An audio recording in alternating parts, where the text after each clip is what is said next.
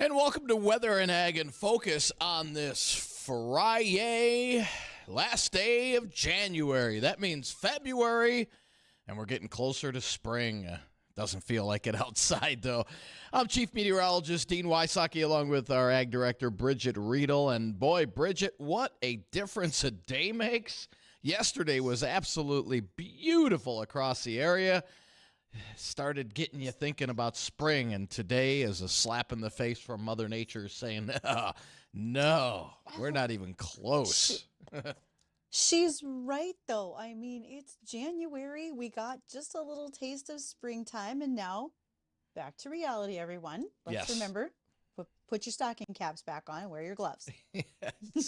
We got wind chills below zero across the entire area. Actual air temperatures range from single digits above and below zero in the Northern Valley in northwest Minnesota, and low teens for the FM area and into Lakes Country. And I'll tell you what, we are looking at up and down forecasts in terms of temperatures as we head into the upcoming weekend. In fact, we'll see temperatures bottom out today, I don't know, right lower teens, around 11 above, so pretty close to where we're at right now, colder in the Northern Valley. And southerly winds will start to pick up as we head towards tonight, and that will start to increase our temps. We'll see rising temperatures all night long. We'll be in the 20s by morning, with windy conditions developing southeast at about 15 to 30. And we'll be in the warm sector of this Clipper storm on Saturday, and then as we head into Saturday night, we'll see winds start to turn to the north, and we'll see a little bit of light snow overspread the area. And then that will lead to windy conditions on Sunday with falling temperatures and north winds at about 20 to 35 and gusty. Now, I'm not expecting a big problem in the valley, as we're expecting about a half inch of snow. Now, even with a half inch and some wind, yeah, we'll still have a little bit of slippery travel on Sunday. But as you go east into Minnesota, lakes, especially Lakes Country and east of there, an inch or more of snow is expected. The further east you go into Minnesota, the higher the totals will be. And those areas will have some travel difficulty on Sunday with the strong winds and snow on the ground. And then after that, we turn cold next week. We're cold all next week.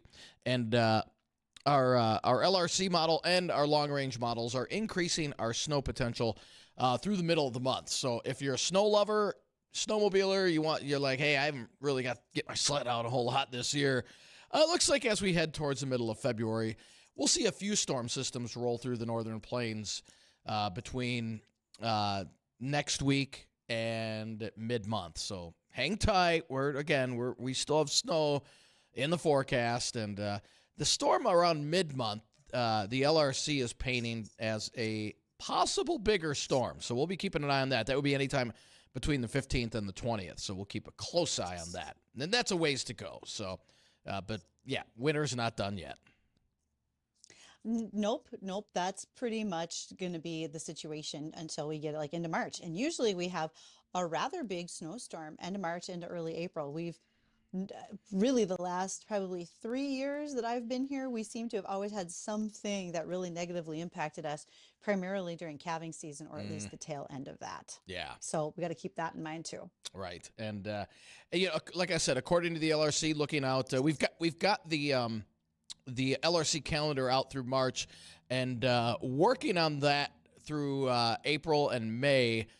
May have to fine-tune Marches a little bit too, but from right now, it looks like the back end of February and first couple weeks in March should be quiet, or quieter than normal. Not saying we won't get any systems rolling through here, but that's the way it looks. And then mid-March through early April, we go back into the stormy cycle of the LRC, and then the mid-April and beyond that, that's when we start to quiet things down. And by then, we're turning the corner into May, and it's definitely springtime then. So that's kind of the outlook, the way it looks right now. But yeah, it's springtime in May. You're still new here. You have oh, forgotten the I fact know, but hey, that this year's different. this changes. Yes. I think we're gonna have a decent spring this year. I really do. We'll have our snow systems in March and probably even into early April. But I think May is going to be pretty decent, and I think we're going to have a warmer summer this year than we did last year. And again, we'll fine-tune that forecast using the LRC, but That's the way it looks right now. So, and I know talking with some farmers, it's like they would like a little warmer weather, a little warmer summer than we had last year. So it was a little cooler than Absolutely. normal last year. Well, we're going to see where that leads us for the growing season this year, because all of this is pretty vital for what we do in this region, you might say. Don't forget that this weather update has indeed been sponsored by Ryan Bonesack with Equitable Agri-Finance. He brings us long-term rates for farmland financing. So if you are a farmer or rancher and interested in talking to him, give him a call at 701 261 6529. Ryan would be happy to visit with you. Got many good things to share, I'm sure. So, speaking of sharing, right now I want to make sure that folks are aware of Little International, which is put on by the Saddle and Sirloin Club at NDSU. That's going to happen Valentine's Day weekend. Saddle and Sirloin Club is the North Dakota State University subset of the larger Block and Bridle Club. And this really targets animal science and animal agriculture majors at North Dakota State University. It's the largest club on campus with over 300 students participating. Little International is their livestock show. You can not only show a sheep or a hog or a beef animal, you could also be curing a ham, joining their public speaking contest, and so much more. They are honoring an agriculturalist of the year, and this year it will be Dr. Gerald Stoka. He has spent much time in the extension system in North Dakota as a large animal veterinarian, providing information to this area and around the Midwest and Great Plains. Additionally, he has his own partnership in an commercial Angus and registered red Angus operation out at Cooperstown. So congratulations to Dr. Stoka for the honor of Agriculturalist of the Year, but also if you are interested in attending Little International, that stock show put on by college students, you are welcome to do so. That'll be on February 15th. Tickets are available, or you can even watch it online. You check out their website for the details. I think it's worth seeing. Really enjoy watching what they have to show. Yeah, great group. Yeah, great. Yeah. And, and we've got So one of the things. yeah, we've got a returning guest today, Bridgette. hmm We do, and we always have lots to talk about when he joins us. And today our returning guest is Chris Sherman. And Chris is with Tech Support Farm. That's his local business. He is there to talk about cybersecurity when it comes to your farm and ranch. One of the things that we need to visit about today is email scams, because as we watch some of that older generation getting ready to transition off the farm, we have realized that they are getting emails and are getting scammed in so many ways about, hey, to send money, buy this, etc. And they don't realize that they're not legitimate emails and so much more. So that's certainly going to be one of our topics of conversation that we're going to have with Chris today. And it's fun. I don't think we can ever have it enough. And kind of timing on that is we received an employee here at the station received a quote unquote one of those scam emails. We'll be talking about as well. Now, I don't know how often you get them, and normally they'll go into my junk folder, but sometimes they don't. I'll get one a week at least, and I almost have to chuckle at it because it's like, oh, come on. It's either the spelling is off or it's horrible grammar. And do you get those quite often, Bridgette, or? Actually, I don't. I don't get very many of them at all. And I think that's maybe why they stick out to me, because I can tell when something looks a little bit odd, because I just don't get a lot of them. Although I'm sure there's a Nigerian prince somewhere. That prince is waiting for me to respond so Yes, I can he get my is. $1 billion from them. But nonetheless, a lot of those scammer emails, if you're careful, and especially if you don't respond or click on a lot of advertisements, etc., that can help keep your all of your information a little bit more clean and clear. But those are going to be great topics of conversation that we'll have with Chris when he joins us too. And I like that Chris is in studio, because that way he can probably give us some side eye at some of the things that we all do in our security that we could do a bit better. Right. He's not wrong. So, oh my. And don't forget, when you are thinking about young students who are involved in maybe your school, or them through church, FFA, or maybe they're listening while they're with you today at home, I am still looking for students, or I'm always going to be anyway. I'm going to be looking for students who can be an assistant ag director. I need a student every month, so I'm going to need someone new for the upcoming spring season who can join us as our assistant for the day. You'll be on air. You will help us talk about the headlines. You will help us interview our guests, and so much more. And if you're interested in doing that, drop me an email, ag@flagfamily.com. I want to make sure to get an application to you. And you can reach Dean at any time, weather@flagfamily.com. And when we're talking to Chris today, you can reach us by phone at 701-293-9000. So we have some time here to catch up with the American Ag Network. We want to make sure that everyone is up to speed on the markets because, once again, cattle markets still look good. But when we return, we'll talk with Chris again. He's with Tech Support Farm, and we want to visit about things that can help you in your cybersecurity.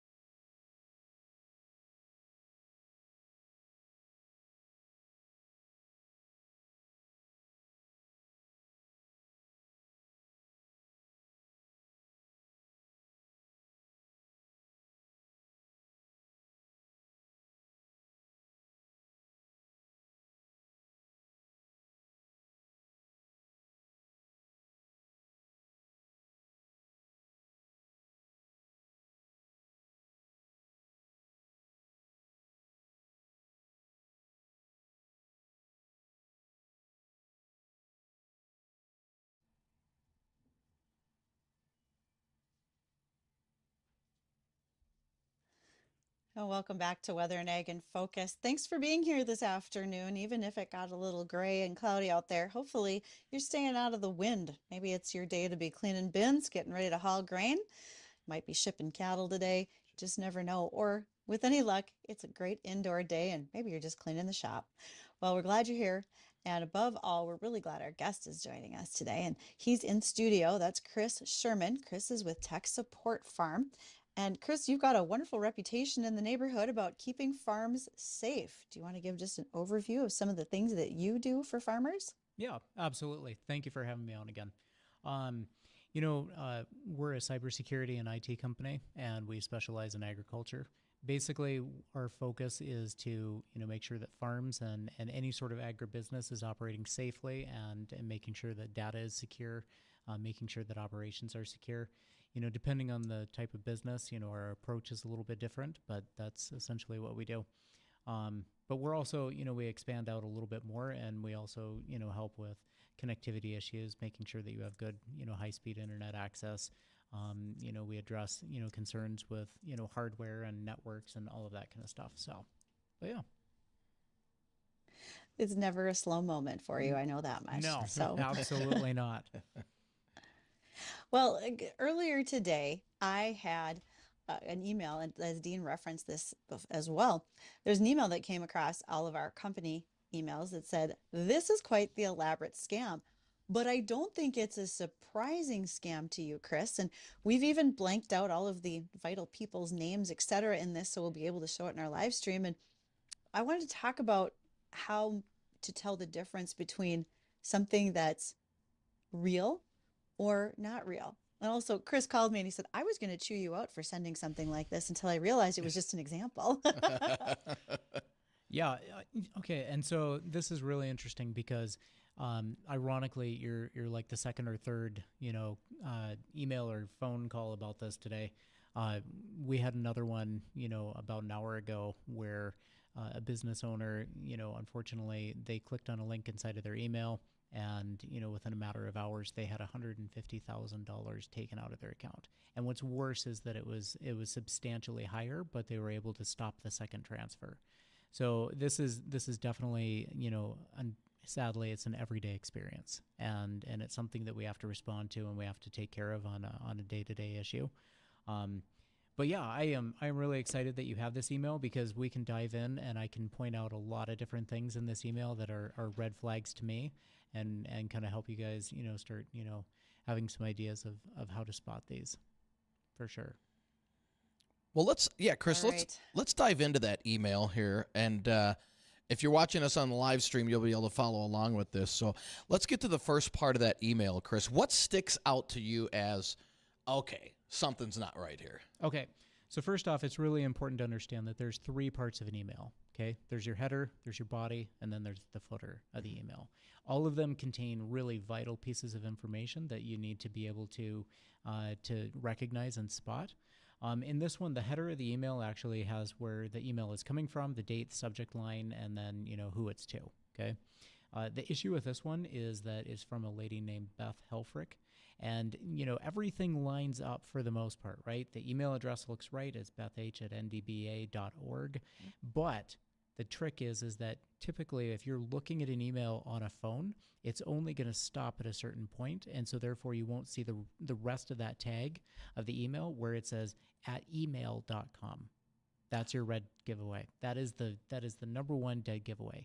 If you open it up on a desktop, the screen size is so much bigger because it's a horizontal view as opposed to a vertical view, and that is one of the key things that gets people all the time is because it looks very legit. Right? It does look like it's coming from somebody at a legitimate organization, the .org. However, the issue is that if you follow that tagline further past the screen that you can't see on a cell phone, then you're going to realize that it's @email.com, and that is a dead giveaway right there. The other thing about this is that most of our activity these days ends up being on cell phones. The vast majority of it. So therefore, it's it falls under that category of social engineering. The other thing that I'm looking at is that this was sent out on Friday, January 31st at 5:27 a.m.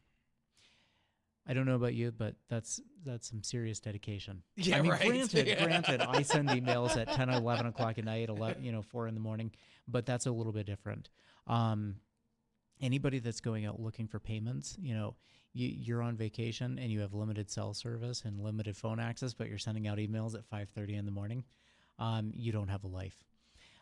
This person is definitely not on vacation. The other thing is that inside of the body, it's the very first thing is, are you there? Right? And again, granted, going back to the 5:30 in the morning, who's going to be there at 5:30 in the morning? Right? That is the first spammy line that I've seen in there. The other two issues is, and I mean, this is a little bit more subtle, but if you see the spacing between paragraph 1 and paragraph 2, it's formatted very goofy. And then if I'm not mistaken, just the way this printed out, it looks like it was 2 different fonts.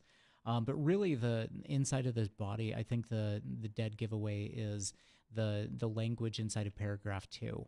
And what I'm looking at is the second sentence or the third sentence where it says, please let me know if you can pay for it through PayPal or bank transfer so I can send the payment information. You are already a registered payee, so therefore you should not have an issue with paying. This is a matter of how quickly can you remit the payments. Okay. The other thing that I would like to stress is the last sentence in this email. I will have your reimbursement processed as soon as I get hands on Josh. That is the most unprofessional way of describing this. HR would have some exactly. questions. Yeah, exactly. Yes. And I guess the other thing is that, I really want to stress that, spam emails or phishing attempts are going to conjure up 2 things. Number 1 is a sense of urgency. And line 1 in the paragraph 1 where it says, can you handle an urgent outstanding payment for? Okay.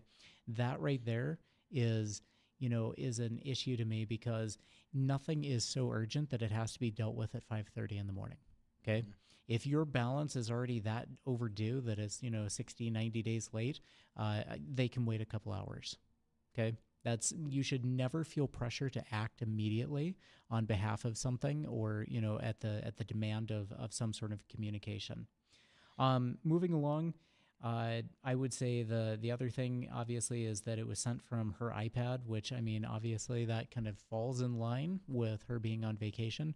But again, if you have, bad, service, then how are you getting Wi-Fi? I mean, really, we have wireless calling these days. So, all of this is, in as much as that it does appear very elaborate and well, done and very sophisticated, they're missing some critical things and they're looking to prey on your emotions. So would this be considered a quote unquote sloppy scammer? No. I would say this is relatively sophisticated. Okay. And again, this is something else that I would say too, is that this is indicative of somebody that knows people inside of the organizations and is actually looking at who the hierarchy and who's who. It was sent to the right people. It was sent by the right people. These people actually do exist. And so, for all intents and purposes, I think that this was a pretty well done email. We see this inside of ag all the time. We see this inside of, any number of, institutions. We have clients in the nonprofit world as well. This is wreaking havoc right now because we are also seeing where they'll send emails out looking for donors or, payees or vendors and that sort of thing. It is a huge issue right now. And we were talking off air.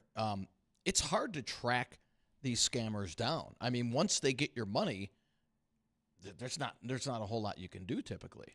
So so this is where it gets a little bit tricky, but there's a term, it's called right of boom, and I think it's a military term. It's the moments and minutes after an explosion or an event, right? Those minutes and seconds and hours actually are really critical in order to recoup your losses. And so the faster you can act on this, the faster we can actually get something done. If you can contact us within a matter of 24 hours, we can actually get something moving and actually see a little bit of traction. Okay. But the further away you get from that initial event, the harder it becomes. Again, I'll default back to this, this last one that we got a couple hours ago. I think that they had indicated that, the 150,000, they contacted their attorney this morning, and she contacted us. And unfortunately, this happened on the 10th or 11th of January. So They waited too long. yeah, the odds of us Yeah. being able to, help them out is dwindling. However, going back to this is that you need to understand that in these events, when there are phishing attempts and there are, spam, issues like this, or if somebody has taken money, the big problem is that people think that it's a one and done, right? That, you were hit and now they've moved on. But unfortunately, they do see you as prey. They do see you as potential, and the idea is that we'll see multiple hits on the same target. And so therefore, contacting us is really important so that we can take steps to remediate that. Ooh, man. Interesting. Wow. There's going to be a lot here to go along with that. I mean, I want to talk about how you can help maybe recoup some of those dollars, but also one of the big topics you and I visited about previously, Chris, was when you have folks involved in your farming operation, maybe it's mom, dad, grandma, and they're not good at spotting these scams and they're connected financially to your operation. Yes. What you can do and what we all have to do to protect them. And we will do that when we return from our bottom of the hour news, but let's keep those questions in mind and talk again with Chris Sherman, Tech Support Farm, after this.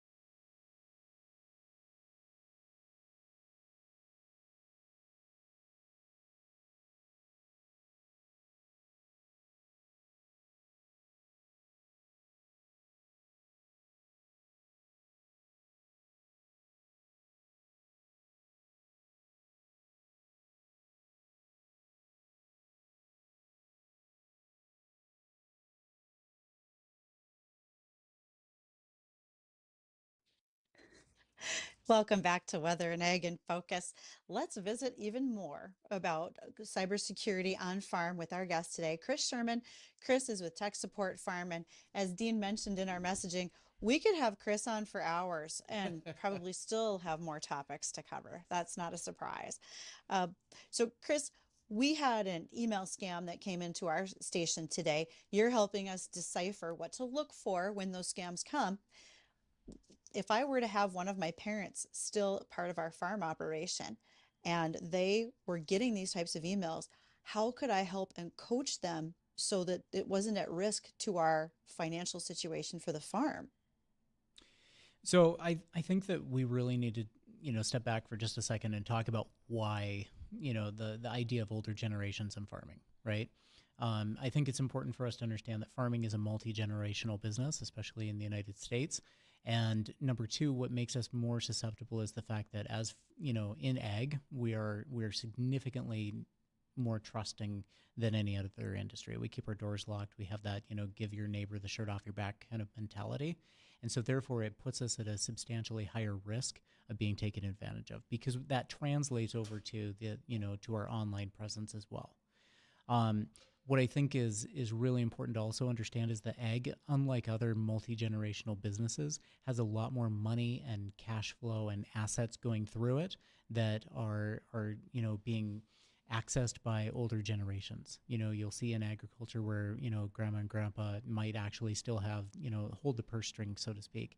And in other industries, it's not so much. And they're, the amount of money flowing through it on a day-to-day basis is significantly lower.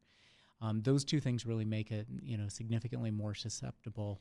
And yes, our older generations are at a higher risk of it.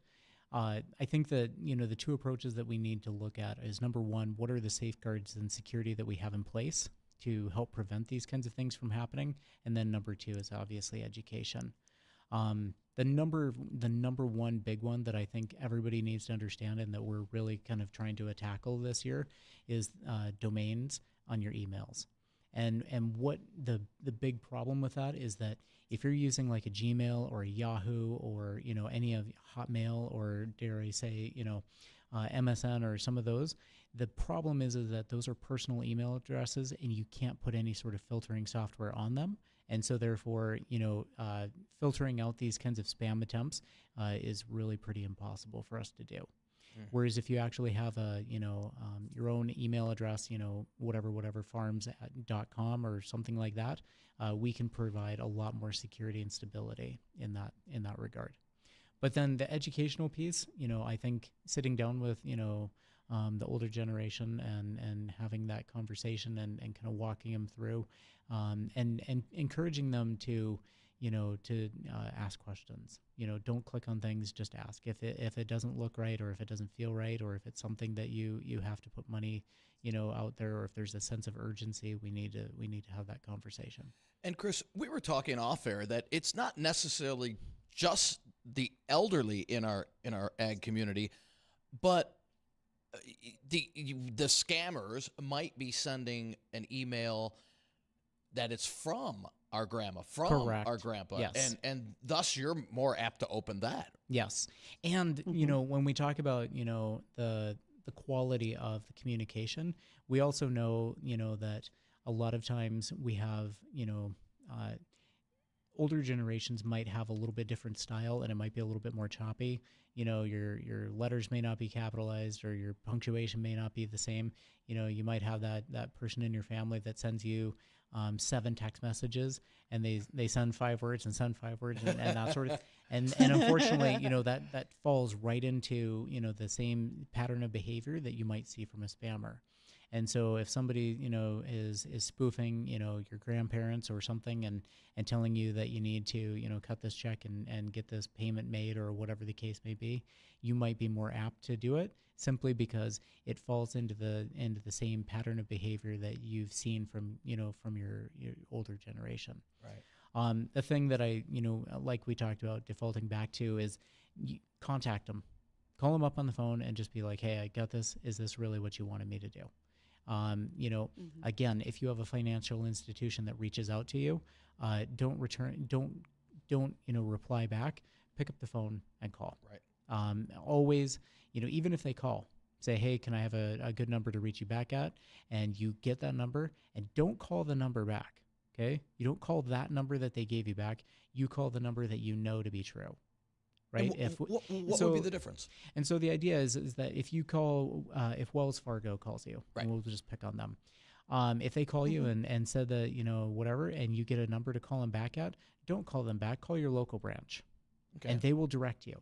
And the reason why is because in the event that it is actually a scam, now you have a direct phone number that links back to that scammer, and you can turn that over to the authorities, and then you can use that as a means to trace back. So Interesting. Okay.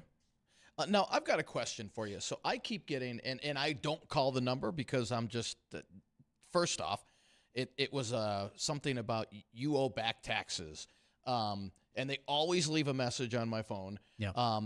We can help. Well, first, I know I don't have any back taxes. But they say call this number. So basically, don't call that number. Do not call that number. Yes, absolutely. Yeah. Do not call that Okay. number. The other thing is that, we know that a lot of these institutions, the IRS, is not going to contact you via text message or phone calls. Right. And we know that your banking institution is not going to ask you for your username and password. Mm-hmm. Some of these things, but Right. unfortunately, we're seeing where we have so much to be thinking about and so much stuff that's out there. Unfortunately, people are falling for that, and they are giving up that information. For sure. Oh man, that's too bad, because you're right. If you think that your bank is going to connect with you, Yep. and because you have a great relationship with your banker, then make sure you talk to that banker. Now, Correct. the likelihood, if you're dealing with a smaller community bank, is probably that's not going to happen unless you're dealing with some of these larger conglomerate banks as well, right? Yes. The other Okay. thing is that, that really throws kind of a wrench in the deal is the way that the world is changing, right? You think about, when you have those class action lawsuits and they you get a little settlement check out of there, the $17.30 or whatever. You would never tell somebody that they should click online and go enter their bank information, and unfortunately, that is now what we're doing. And so we do get these emails, from class action lawsuits that are saying that, in order to get your $17, you go online, you log in, you put in your information, and then the money comes into your account the next day. That's great, except for the fact that there's also spams or, scams out there that are doing the same thing. And you put in your information thinking that you're going to get money, and guess what? It's the other way Not. around. Yeah. Now, one other thing that I think can happen with some of this situation is it's not just about coming from your bank. Grain buyers, equipment suppliers, even your local farm co-op where you are selling grain, buying propane, their information can be swiped and made to look like a legitimate email to you as well. And so probably one big thing to keep in mind is if you get an email that says you must reply urgently about your local propane delivery, that maybe is something you should look at a little more closely instead of Correct. just sending a check Yes. or a payment. Yes. Okay. Absolutely. Hmm. And the other thing is that if the better the scam looks, the more indicative it is that there is spyware or malware on your computer that is watching what's going on, because that is the architecture of the scam. If they can sit there and they can look and they can see that you're talking to this person and this is who's in your organization, again, your propane delivery, if they know who's delivering your propane, that tells me that, that there's a little bit more going on than them just taking a shot in the dark at which delivery companies, they're Right. going off of information that they know. Nobody's going to sit there and zoom in on your satellite image and look and be like, oh, he has a propane tank. Let's try this approach. No, there's something going on there. There is somebody, inside of your system, and that's about the time you should probably call somebody. What's the best advice you could give to avoid being taken, basically? I think that, first off, hypervigilance is absolutely paramount these days. It is so incredibly important to just reach out and call. Don't ever feel, ashamed or, embarrassed or anything like that. Everybody is getting attacked. Everybody is getting targeted. Don't be afraid to, pick up the phone and call and ask, what thoughts are. Screenshot it, turn it into us. Starting next week, we're going to have a new email address specifically dedicated to this, and it's fraud@techsupport.farm. You just leave your name and the contact information and a screenshot of what you've got, or forward us the emails, and we can help you out as well with that too. Okay. It is such a prevalent problem that needs to be addressed, and unfortunately, we're seeing a dramatic increase. Mm. Yeah. And it's not just the elderly. No, it is everybody. No, Yeah. it's whole operations. And I Yes. think there are quite a number of farms that have a business meeting, right? It can be as simple as coffee Yep. several mornings a week with the entire team. What are we all doing today? Yep. Cybersecurity should probably be part of that conversation with all Absolutely. of your people when you're talking to them. Yes, I would say so. Now, are you seeing the majority or increasing amounts in our ag community that are becoming more aware? I would say that, the way I describe it is 2 years ago, if we were having this conversation, everybody would just kind of smile at me and tell me to have a great day. But this is definitely come to the forefront of the conversation. That's good, though. And I think it is great. The problem is that we're starting to see, the layers get peeled back, and we're starting to see how big of a problem this actually is and how many people are actually being affected by this. And we also know that, unfortunately, it is significantly bigger than we actually understand. There's a reason that ag is one of the top 10 industries being targeted, and that is something that we need to take more seriously, for sure. Can you set up a situation where we've got a farm operation where you have two brothers, a nephew farms with them as well, and you've got a couple of employees?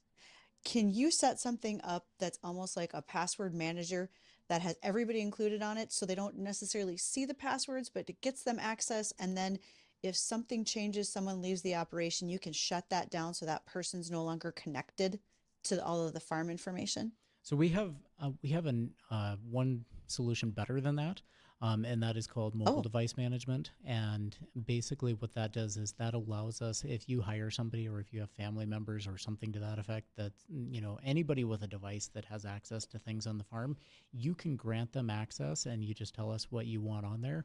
We can upload and download those apps remotely. And so if you're like, hey, Ted needs, access to this, we can just pop it on his phone. And then if something happens, let's say, he falls off the wagon and he disappears, we can automatically take that off immediately. If he's down in Minneapolis at a Twins game and next thing you know, something happens and he loses his phone, we can wipe all of that information off remotely. And at his request, we can also completely wipe the entire device. Even if it is his own personal device, we have the ability to mitigate that for sure. That sidesteps the whole need for passwords, simply because they have granted access, and then we can remove that and revoke those privileges at any time. And that has been incredibly helpful. The other thing that's important for people to understand is that it's not us being on the phone, it's us granting access to that device. So people get kind of skittish about that, and they kind of feel like, maybe you're sitting there watching them. Right. We don't really care what cat videos you're watching. That's not our issue. We simply are securing the device and making sure that that it's taken care of, and then granting the appropriate access and revoking those privileges at the appropriate time. Okay. So. And let's not forget just the basics of regular backups of your information. Software Absolutely. updates Yes. are important. And even if you're part of the farm operation and you get a message about a critical payment, if you're not one of the authorized payment people, that's probably a scam, right? Yep. They're just fishing for you to send something. The other thing I would throw out there is that we all know what critical payments are. We all know the ones that have to go. We all know the deadlines. You do not need an email at 5:30 in the morning telling you that this has to happen, right? And so therefore I would never jump at anything. Nothing is so urgent that it has to be dealt with right now, in that regard. If you're already 60 days late, if you're already 90 days late on a payment, a couple hours isn't going to make a difference. Right. Right. And hopefully that you're that late. or you've got bigger Well, problems. Yeah. okay, so our sound engineer Addison is sending some messages here. Addison, I'm just going to ask you to chime in as someone who's half my age. I mean, you're younger than my own children, and why you think this is important from your perspective. Well, it's very important for. I would just like to point out, not slightly related to the conversation, one, because this is the message that got you chuckling and that had to add me in. To anyone listening, and I know we've even had some people here in the company that have had this happen to them too. Please, please, please, please, please, no one will ever message you. The IRS is not going to send you a random text message. No one is going to message you requesting that you pay them in Apple gift cards or Google Play cards or Fortnite cards, or no one is ever going to message you asking for that to be how they get paid. I don't know, man. Fortnite V-Bucks, that's definitely a commodity these days. They need those COD points. Yes, exactly. Especially with those 6-year-olds. Oh man. So Chris, if somebody is interested in like, hey, I've got to really secure up my operations, and I'm worried that I don't want this happening to us. Yeah. What's the best thing that they can do? How can they get a hold of you? They can call us at 701-446-8518, or they can go to our website, techsupport.farm, and they can email us or give us a call. It's important to understand that our solutions are not one size fits all. Right. we will sit down and talk with you and kind of go over the entire situation, understand what are the key things that we're trying to protect, and we'll design a solution that works best for you. So perfect. Boy, seriously, we could keep you for another half hour, but we're absolutely. Yeah, we're running up on break. So, Chris, want to thank you for joining us. And again, one more time, the phone number in case they want to get a hold of you. 701-446-8518. All right. Well, Chris, thank you so much again for Absolutely. coming on the show. We're gonna throw it to break real quick, and when we come back, we'll do a quick recap of weather. Don't go anywhere. We'll be right back.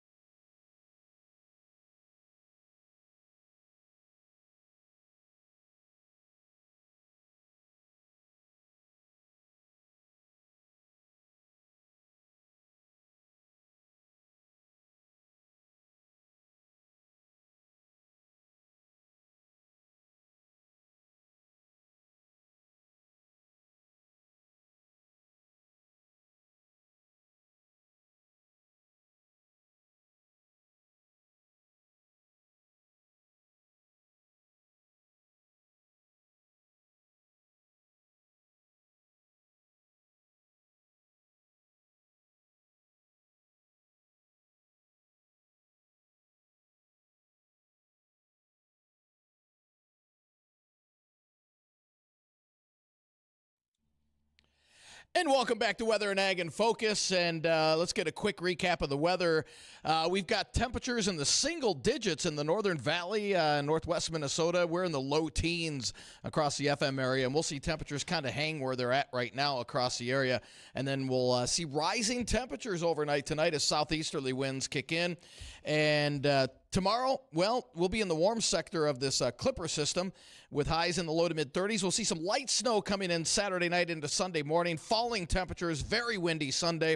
About a half inch of snow expected here in the FM area with slightly higher amounts as we head east of the valley into Lakes Country. So for Bridgette and myself, I want to thank everybody for joining us. Have a great weekend. The Jay Thomas Show is coming up next.